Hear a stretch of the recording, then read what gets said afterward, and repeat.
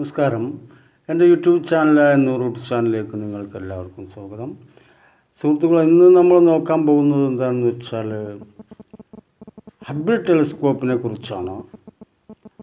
അപ്പോൾ കിടാങ്ങൾക്കും അതുപോലെ വീട്ടമ്മമാർക്കും മറ്റുള്ളവർക്കുമൊക്കെ ഈ ഹബിൾ ടെലിസ്കോപ്പ് എന്താണെന്ന് മനസ്സിലാവണമല്ലോ. അപ്പോൾ അതിനെപ്പറ്റി ഒരു എക്സ്പ്ലനേഷൻ നൽകുക എന്നുള്ളതാണ്.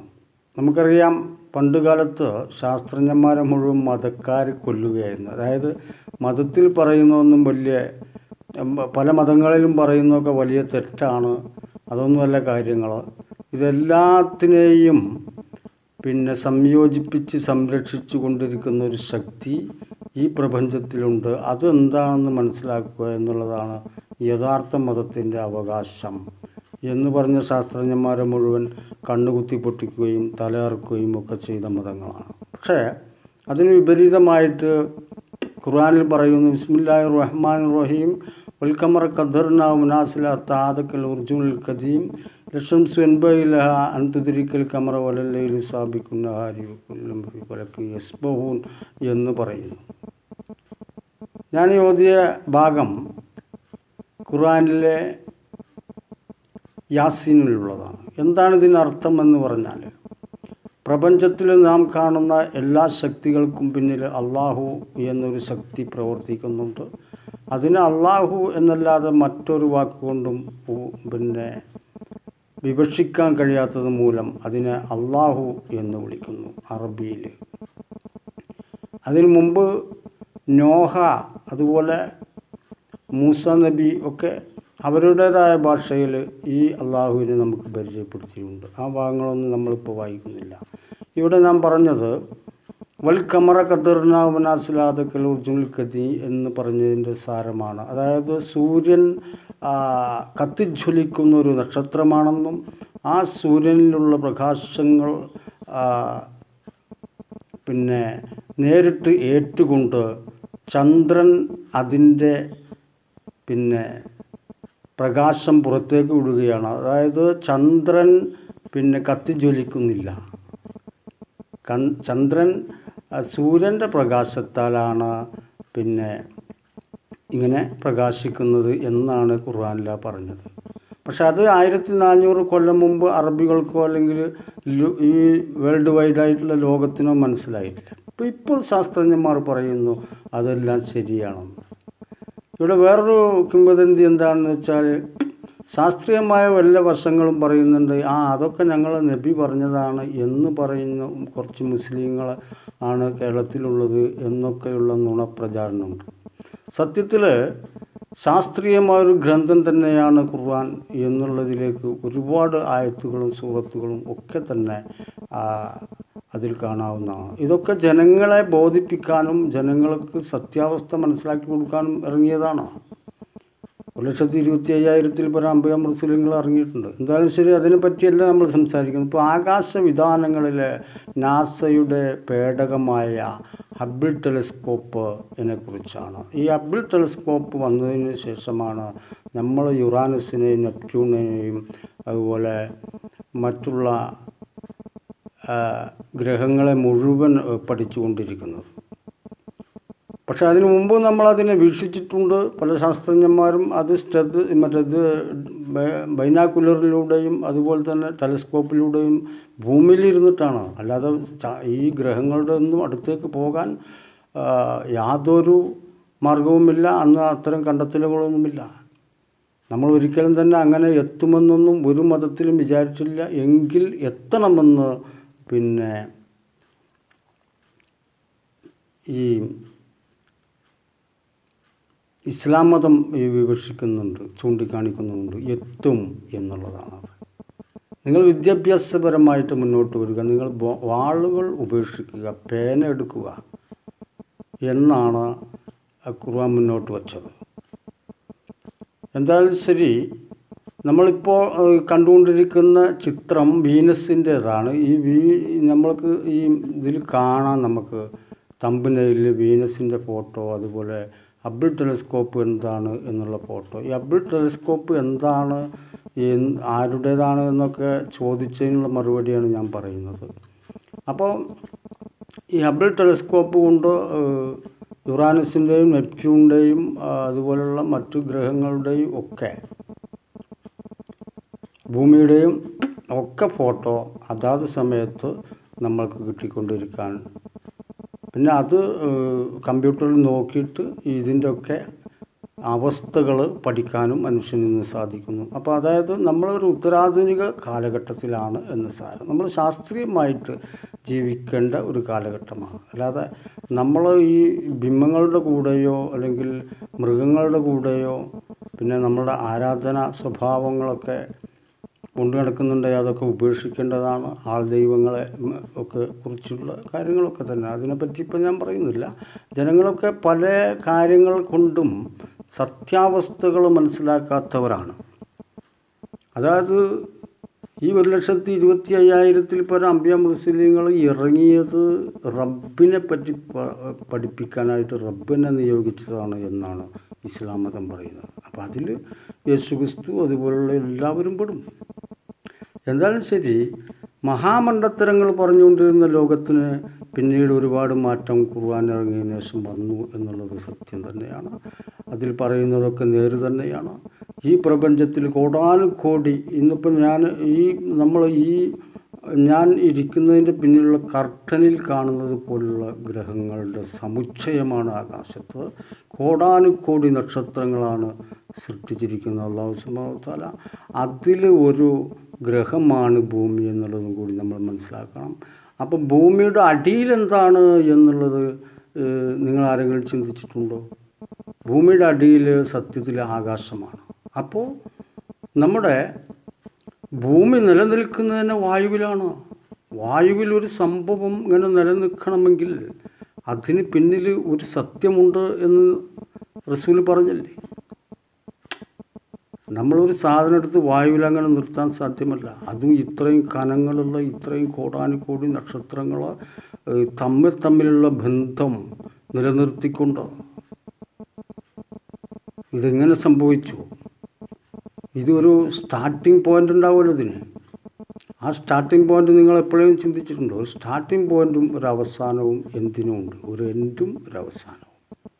അപ്പോൾ ഈ ലോകം തുടങ്ങിയതിന് ശേഷം നമ്മൾ മുന്നോട്ട് പോയിക്കൊണ്ടിരിക്കുകയാണ് ചെയ്യുന്നത്. ഇങ്ങനെ മുന്നോട്ട് പോയിക്കൊണ്ടിരിക്കുന്ന അവസരത്തിൽ സൂര്യൻ കെട്ടുപോകാനുള്ള സാധ്യതയും വളരെ വിലയിരുത്തപ്പെടുന്നു. റസൂൽ പറയുന്നു, കാലം കൊണ്ട് സൂര്യൻ അത് ഉദിക്കുന്ന സ്ഥലത്ത് നിന്ന് അസ്തമിക്കുന്ന സ്ഥലത്തേക്ക് വന്നതിന് ശേഷം അവിടുന്ന് ഉദയം ആരംഭിക്കുന്നു.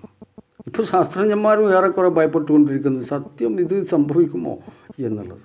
ഖുർആനിൽ പറഞ്ഞു, ഈ ഇസ്രായേലികൾ ഓടിപ്പോയ ഇസ്രായേലികൾ റിട്ടേൺ വരുന്ന ഒരു കാലഘട്ടം ഉണ്ടാവും. അത് ബൈബിളിലും പറയുന്നുണ്ട്. പക്ഷേ ലോകം മനസ്സിലാക്കിയിരുന്നത് എന്താണെന്ന് വെച്ചാൽ ഈ ഓടിപ്പോയ ഇസ്രായേലികൾ ആളുകളുടെ ആക്രമണങ്ങളും അതുപോലുള്ള അനീതികളും സഹിക്കവയ്യാതെ ഓടിപ്പോയ ഇസ്രായേലികളോ റിട്ടേൺ ഒരിക്കലും തന്നെ ഇസ്രായേലിലേക്ക് വരില്ല എന്നാണ് ലോകം വിചാരിച്ചിരുന്നെങ്കിൽ ഖുർആൻ പറഞ്ഞതും അതുപോലെ തന്നെ ഈ ബൈബിൾ പറഞ്ഞതും സത്യമായി പരിണമിച്ചു. ഇപ്പോൾ നോക്കൂ, ഇസ്രായേൽ റിട്ടേൺ വന്നിരിക്കുന്നു. ഇനി ഇവിടെ നിന്നാ കണ്ട് ലോകത്തിന് അധിക കാലമില്ല എന്നാണ് ഖുർആനിൽ പറഞ്ഞത്. ഇതൊക്കെ പറയുമ്പോൾ നിങ്ങൾ ഭയപ്പെടുന്നു. അതുകൊണ്ട് തന്നെ ആളുകൾ ഖുർആനൊന്നും വേണ്ട, അള്ളാഹു ഒന്നും വേണ്ട, നമ്മൾ തൽക്കാലം വല്ല ടി വിയും കണ്ടിരിക്കാം എന്ന് പറയുന്നു. അവരുടെ വർത്തമാനങ്ങൾ യൂട്യൂബിലൊക്കെ കേൾക്കുമ്പോൾ ആളുകൾ അത് വിശ്വസിച്ചു കൊണ്ടിരിക്കുന്നത്. അള്ളാഹു ഒന്നുമില്ല, എന്തിനാണ് അള്ളാഹു? അള്ളാഹു എന്തിനാണെന്ന് വെച്ചാൽ അള്ളാഹു എന്തിനാണ് ഉണ്ടായിരിക്കുന്നത് അള്ളാഹുവിനെ അറിയുള്ളൂ. കാരണം നമ്മളെല്ലാം നശിപ്പിച്ചിട്ട് വേറെ വകുപ്പിനുണ്ടാക്കാൻ അള്ളാഹുക്ക് കഴിയും. പിന്നെ എന്തിനാ അള്ളാഹു എന്ന് നമ്മളെ ചോദിച്ചിട്ട് എന്താ കാര്യം? നമ്മളെന്തിനുണ്ടായി എന്നുള്ളതാണ് ഖുർആൻ ചോദിച്ചത്. നമ്മളെന്തിനാണ് വെറുതെ ഈ വിറക് പോലെ ഉണ്ടായിരിക്കുന്നത്? വല്ല ഉപകാരമുണ്ടോ നാട്ടുകാർക്കോ വീട്ടുകാർക്കോ? അല്ലെങ്കിൽ ഒരാൾ ഈ ലോകത്തുനിന്ന് മരിച്ചിട്ട് എന്തെങ്കിലും പ്രശ്നങ്ങളുണ്ടോ? പണ്ട് കാലത്തൊന്നും ഇത്രമാത്രം ജനങ്ങളുണ്ടായിരുന്നില്ല. ഇപ്പോൾ എന്ന് പറഞ്ഞാൽ സകലമാന രാജ്യത്തും സകലമാന തിക്കും തിരക്കായിട്ട് മനുഷ്യർ ഏറിക്കൊണ്ടിരിക്കുന്നു. അതുപോലെ തന്നെ ശാസ്ത്രീയമായ പല കണ്ടുപിടുത്തങ്ങളും മനുഷ്യൻ നടത്തിയിരിക്കുന്നു. ഇരുമ്പുകൾ സംസാരിക്കുന്ന കാലം വരുമെന്ന് പറയുന്നു. എൻ്റെയും നിങ്ങളുടെയും കയ്യിലിരിക്കുന്ന മൊബൈലാണത്. സ്റ്റാർട്ടിങ്ങിൽ അങ്ങനെയല്ല സംഭവിച്ചത്. ഫോൺ പോലെയാണ് വന്നതെങ്കിലും ഇരുമ്പ് സംസാരിക്കുന്നില്ലേ? ഇരുമ്പുകൾ നിങ്ങൾക്ക് വേണ്ടി തൊഴിലെടുക്കുമെന്ന് പറയുന്നു. കമ്പ്യൂട്ടർ യന്ത്രമനുഷ്യനിപ്പോൾ ഇല്ലേ? നിങ്ങൾ മനസ്സിലാക്കിയിട്ടുണ്ടോ? അള്ളാഹു നിങ്ങളിൽ നിന്ന് സകലമാനം ഈ എന്താ പറയുക, വിജ്ഞാനങ്ങളും മുകളിലേക്ക് എടുക്കപ്പെടും എന്ന് പറയും. അതായത് മുകളിലേക്ക് ഒരാൾ കൊണ്ടുപോകില്ല. നമ്മൾക്ക് ഇതുവരെ നേടിയ എല്ലാ വിജ്ഞാനങ്ങളും ഉപേക്ഷിച്ച് നമ്മൾ മൃഗങ്ങളെ പോലെ ജീവിക്കുക. അതായത് ജാഹിലിയത്തിൻ്റെ കാലം തിരിച്ചു വരും എന്നാണ് പറഞ്ഞത്. ഇപ്പോൾ ഏകദേശം ജാഹിലിയത്തിൻ്റെ കാലം തിരിച്ചു വരുന്ന ഒരു മോഡലായിട്ടാണ് കാണുന്നത്. കാരണം സകലമാന അനീതികളും കൊടുമ്പിരി കൊണ്ടിരിക്കുക. നിയമത്തിൻ്റെ പാട്ടിലിരിക്കുക. ശിക്ഷിക്കപ്പെടേണ്ടവർ ശിക്ഷിക്കപ്പെടുന്നില്ല. വെറും കൊള്ളയും കൊലപാതകങ്ങളും കിടാങ്ങളെ ബലാത്സംഗം ചെയ്യുന്ന കാര്യങ്ങളും ഒക്കെ തന്നെ വിലയിരുത്തിക്കൊണ്ട് റസൂൽ പറഞ്ഞു, പിൽക്കാലത്ത് വരാൻ പോകുന്നത് ജാഹിലിയ കാലഘട്ടം തന്നെയാണ് എന്ന്. അങ്ങനെ ഇരിക്കുന്ന ഒരു സമയത്ത് യേശു ക്രിസ്തു റിട്ടം വന്നു എന്നും നിങ്ങൾക്ക് കേൾക്കാം. എന്തായാലും ശരി, ഈ ലോകത്തിൻ്റെ പുറം ഭാഗത്തേക്ക് ഇനിയും ഒരുപാട് പഠിക്കാനുണ്ടെന്ന് ഖുർആനാണ് നമ്മളെ പഠിപ്പിച്ചിട്ടുള്ളത്. അതിനു മുമ്പ് ശാസ്ത്രജ്ഞന്മാരുണ്ടായിരുന്നു, ഇല്ലെന്നല്ല പറയുന്നത്. പക്ഷേ ഇത് അറബികൾ തഴഞ്ഞ കാരണം അറബികളിൽ നിന്ന് ശാസ്ത്രജ്ഞന്മാരോ അല്ലെങ്കിൽ മറ്റുള്ളവരോ ഒന്നും ഉണ്ടായില്ല. അറബികൾ ഇത് ഉപേക്ഷിക്കുകയാണ് ഇത് ഖുർആൻ. അബൂജഹൽ പറഞ്ഞു, എന്ത് ഖുർആനൊന്നും നമുക്ക് വേണ്ട. ഈ ഖുർആൻ എഴുതിയ ആൾ ഞങ്ങളുടെ കൂടെ ബിസിനസ് ചെയ്യുന്ന ഒരാളായിരുന്നു, ഷ്യാമിലേക്കൊക്കെ പോയിട്ട്. അവർ പെട്ടെന്ന് വന്നിട്ട് പിന്നെ പ്രവാചകനാണ് റസൂലാന്ന് പറഞ്ഞാൽ അത് അംഗീകരിക്കാൻ കുത്തിരിക്കുകയല്ല. ഞങ്ങൾക്ക് 10 വയസ്സ് കിട്ടുന്നത് ഈ വ്യഭിചാരശാലകൾ നടത്തിയിട്ടും മദ്യശാലകൾ നടത്തിയിട്ടുമാണ്. അതൊക്കെ നിർത്തണം എന്ന് പറഞ്ഞാൽ അത് നടക്കാൻ പോണ കാര്യമാണോ എന്ന് അബൂജഹൽ ചോദിക്കുക ആ കാലത്ത്. എന്നാൽ അവിടെ കാതലായ മാറ്റങ്ങൾ വരുത്താൻ ഈ ഖുർആന് സാധിച്ചു, ഇസ്ലാമിന് സാധിച്ചു. ഇസ്ലാം എന്താണെന്ന് ലോകം മുഴുവൻ മനസ്സിലായി. അതുപോലെ തന്നെ ക്രിസ്തു മതങ്ങളും എന്താണെന്ന് ലോകത്ത് മുഴുവൻ മനസ്സിലായി. മറ്റുള്ള മതങ്ങൾ എന്തൊക്കെയാണ് അതിൻ്റെ പോരായ്മകൾ എന്നൊക്കെ ലോകത്തിന് മനസ്സിലായി. ശാസ്ത്രീയമായിട്ട് ഇതിനെ വിശകലനം ചെയ്യുകയാണെങ്കിൽ ലോകം സൃഷ്ടിച്ച കാരണം അത് അള്ളാഹു തന്നെയാകുന്നു. അള്ളാഹു എന്ന് പറയുന്നത് സർവ്വചരാചരങ്ങളിലും ആഡായിരിക്കുന്ന ഒരു സത്യമാണെന്നും അത് നമ്മൾക്ക് കാണാൻ സാധിക്കാത്തതും എന്നാൽ നമ്മളെ അതിന് വീക്ഷിക്കാൻ കഴിയുന്നതുമായ ഒരു സത്യമാകുന്നു. ഇവിടെ മൂസാ നബി അള്ളാഹു സുബ്ഹാനഹു തആലയെ കാണണമെന്ന് നിർബന്ധം പിടിക്കുന്ന ഒരു ഭാഗം ഖുർആനിലും കാണാം, അതുപോലെ മറ്റ് ബൈബിളിലും കാണാം. അപ്പോൾ അതേ അള്ളാഹു പറയുന്നു, മൂസ, എന്നെ നിനക്ക് കാണാൻ സാധ്യമല്ല, അതിനുള്ള ശക്തി ലോകത്തൊരു ചരാചരത്തിനും ഞാൻ കൊടുത്തിട്ടില്ല. അപ്പോൾ അതുകൊണ്ട് എന്നെ കാണുക എന്ന് പറയുമ്പോൾ ഞാൻ മനുഷ്യരൂപത്തിലോ അല്ലെങ്കിൽ മറ്റുള്ള ഈ ജന്തുരൂപത്തിലോ അല്ലെങ്കിൽ വൃക്ഷങ്ങളുടെ രൂപത്തിലോ അല്ലെങ്കിൽ മറ്റുള്ള ഗ്രഹങ്ങളുടെ രൂപത്തിലോ ഒന്നിനും തന്നെ കാണാൻ സാധ്യമല്ല. അപ്പം അങ്ങനെയാണെങ്കിൽ ഞാൻ പ്രകാശത്താൽ പ്രകാശപൂരിതമായ ഒരു സത്യമാകുന്നു. ഞാൻ പുറപ്പെടുമ്പോൾ ഭൂമി തകിടം മറിയുകയും ചരാചരങ്ങൾ ഒക്കെ നശിക്കുകയും അതുപോലെ തന്നെ ഭൂമി ചന്ദ്രാദി ഗോളങ്ങളൊന്നും ഇല്ലാതാവുകയും ചെയ്യുന്ന ഒരവസ്ഥയാണ് ഉണ്ടാവുക എന്ന് പറയുന്നു. എങ്കിൽ പോലും അള്ളാഹുവിൻ്റെ ഒരു നാച്ചുറൽ പതിപ്പ് എനിക്ക് കാണണമെന്ന് പറഞ്ഞപ്പോൾ പ്രകാശത്തിൻ്റെ രൂപം പുറപ്പെട്ടു എന്നാണ് മലമുകളിൽ നിന്ന്. അപ്പോൾ തന്നെ ഈ മൂസാ നബിക്ക് മതിയായി. മൂസാ നബി പറഞ്ഞു, സത്യമാണ്, എൻ്റെ നാഥൻ പറയുന്നത് സത്യമാണ്, ഞാൻ അംഗീകരിച്ചു കഴിഞ്ഞു, എനിക്ക് അംഗീകരിക്കാൻ കഴിയില്ല, മതി, എനിക്ക് വിശ്വാസമായി എന്നാണ്. ഒരു പ്രവാചകനെ അള്ളാഹു സുബ്ഹാനഹു തആല തിരഞ്ഞെടുക്കുമ്പോൾ പ്രവാചകനും ഉണ്ടാവും സംശയം, അങ്ങനെ ഒരു അള്ളാഹു ഉണ്ടോയെന്ന്. അന്നൊക്കെ അള്ളാഹുവിൻ്റെ അശരീരികൾ മാത്രമാണ് ഈ പ്രവാചകന്മാരെ മുന്നോട്ട് നയിച്ചിട്ടുള്ളത് എന്ന് ബൈബിളിൽ കാണാം. ബൈബിൾ എന്ന് പറയുന്നത് ഇഞ്ചീലാണ്. ഇഞ്ചീൽ എന്ന് പറയുന്നത് ഈസാ നബിക്ക് ഇറങ്ങിയതാണ്. പക്ഷെ അതിലൊന്നും പറയാത്ത ശാസ്ത്ര സത്യങ്ങളാണ് നമ്മൾ ഖുർആനിൽ കാണുന്നത്. എന്തായാലും ശരി, പിന്നെ അവിടുന്ന് അങ്ങോട്ട് ജനം ഈ ശാസ്ത്രീയമായിട്ട് ഉയർന്നതിന് കണക്കില്ല. അതുകൊണ്ട് തന്നെ നമ്മൾ എല്ലാവിധ കണ്ടുപിടുത്തങ്ങളും നടത്തി ആ കണ്ടുപിടുത്തത്തിൻ്റെ അടിസ്ഥാനത്തിൽ പ്രപഞ്ചം എന്താണെന്നും ആകാശവിധാനങ്ങൾ സജ്ജീകരിച്ചിരിക്കുന്നത് എങ്ങനെയാണെന്നും നമ്മൾ ഈ കാണുന്നത് ഈ എല്ലാ ലോകമെന്നും ഒരുപാട് ഇതുപോലുള്ള ലോകങ്ങളുണ്ട് എന്നും മനസ്സിലായി. അപ്പോൾ നിങ്ങൾ ആകാശത്തേക്ക് നോക്കുമ്പോൾ ഒരു ബടാജാതി നക്ഷത്രക്കൂട്ടം കാണുന്നുണ്ടെങ്കിൽ അതേപോലത്തെ നക്ഷത്രക്കൂട്ടങ്ങൾ ഒരുപാടുണ്ട്. ആ കൂട്ടങ്ങളിൽ ലക്ഷക്കണക്കിന് ഗ്രഹങ്ങളുണ്ട്. ആ ഗ്രഹങ്ങളിലൊക്കെ ഇതുപോലുള്ള മനുഷ്യൻ താമസിക്കുന്നുണ്ടോ എന്നാണ് അന്വേഷിച്ചുകൊണ്ടിരിക്കുന്നത് ഇപ്പോൾ. എന്തായാലും ശരി, ഹേവൻ എന്ന് പറഞ്ഞ ഇംഗ്ലീഷ് വാക്കിൻ്റെ അർത്ഥം സ്വർഗം എന്നാണ്. സ്വർഗം എന്ന് പറയുന്നതിൻ്റെ ഉദ്ദേശം എന്താണെന്ന് പറഞ്ഞാൽ ഭൂമി അല്ലാത്ത ഭാഗങ്ങൾ അല്ലാഹു സുബ്ഹാനഹു വ തആല അവൻ്റെ ജീവജാലങ്ങൾക്ക് സൃഷ്ടിച്ചു വച്ചിരിക്കുന്നു എന്നാണ് ഖുർആനിൽ പറഞ്ഞത്. ഇത് സത്യമാണോ അല്ലയോ എന്ന് ആരും തന്നെ പോയി നോക്കിയിട്ടില്ല. എന്നാണെങ്കിൽ കൂടി അല്ലാഹുവിൻ്റെ റസൂലിന് ഇങ്ങനെയൊക്കെ പോയി നോക്കാനും കാണാനും പറ്റിയിട്ടുണ്ട് എന്നുള്ളത് വിശ്വാസത്തിലാണ് ഇസ്ലാം മതം നിൽക്കുന്നത്. അപ്പോൾ എന്തായാലും ശരി, ഇതാണ് സംഭവം. ഹബിൾ ടെലസ്കോപ്പ് എന്ന് പറഞ്ഞാൽ അമേരിക്ക അയച്ചതാണ്. അമേരിക്ക അതുകൊണ്ട് ഉദ്ദേശിക്കുന്നത് ഗ്രഹങ്ങളെ പറ്റിയിട്ടുള്ള എല്ലാവിധ കാര്യങ്ങളും പഠിക്കുക എന്നുള്ളതാണ്. അപ്പോൾ അത് നിലത്തേക്ക് വീഴാതെ ഇങ്ങനെ ആകാശത്ത് ചുറ്റുന്നതിൻ്റെ കാരണം എന്താ വെച്ചാൽ അതിലൊരു ചെറിയ ഒരു ന്യൂക്ലിയസ് കറണ്ട് ഉണ്ടാക്കുന്ന ടെക്നോളജി ആഡ് ചെയ്തിട്ടുണ്ട്. ഇതാണ് ഇതിൻ്റെ കാരണം.